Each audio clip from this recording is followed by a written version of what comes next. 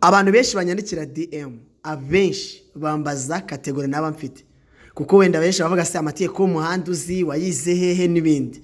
Nijya kenshi bibaza, reka mbasubize mu byumvira hamwe mwese. Nubango kategori nje mfite izo naba mfite zose, ugomba kubanza ukamenya kategori z'umumaro niziye kuri wowe, apana gushaka kategori z'umurundo ku ikofi zitafite nicyo zikumariye.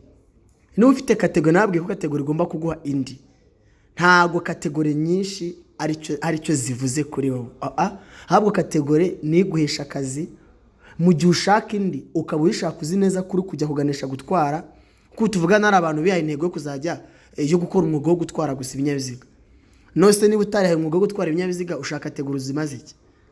Basi niba uzi neza kutareshera modokari n'umwaka umwe ushaka kategori nyinshi ngo zimaze iki?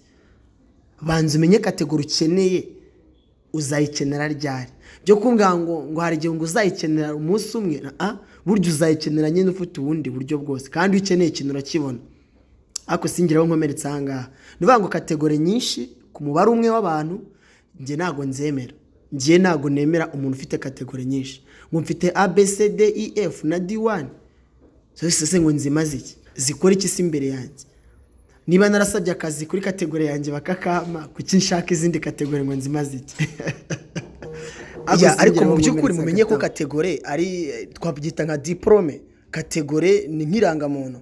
Iyo upfuye urazisiga, ntago umwana wazazikoresha cyangwa se umuvandimwe wawe. So rero kategori kuzigira ari nyinshi, umubare wazo numva ko utazikoresha zose umurimo wa buri munsi, ntago ngiye ibyo bintu biprefera kabisa. Mani magambo icyo nshatse kuvuga sinshine jyu zifite cyangwa zikoresheje cyangwa se uzikoresha nta kibazo. Ariko biratangaje ko wajya kubaza nk'umuntu ukora umwuga, ibano bantu baduha service mu masoko cyangwa se badukura ibintu mu modokari, ugasanga uramubaje ngo ufite kategori zingahe, kubwa ngo afite A B C D E F, ariko stira cyakora wa murimo yarinze agurisha umurimo, agurisha ikibanza cye kugira ngo abone kategori. Kwibaza izo kategori zamumara iki muri we? Ari nacyo kintu rero mba nshaka cyangwa se mba numva nabwira umuntu w'inshuti yanjye wese unkurikirana no kuri urubuga. Ngiye mba nifuza ko ushobora gutunga kategori ariko yakugirira umumaro. Kategori iguhindi, ntabwo kategori kuzirunda kubwuzi ikeneye cyangwa zikari nziza nta kazi ufite ko kubona hafi ari umumaro mwiza pe. Ndavuga ngo iyo utwara ikinyabiziga kiguha ikindi, niko biba bimeze. Ntabwo ro kuzirunda ari umumaro wazo. So abibaza rero amatsiko ya baba bafite menshi. Kategori ngiye mfite ntabwo ari nyinshi rwose. Ngira kategori ya A ipikipiki, nkagira kategori ya B imodokari itwara abantu batarenze 8 n'imizigo itarenga toni 5, nkagira kategori ya C uretse ko ngiye no gushaka na F mu minsi iri imbere.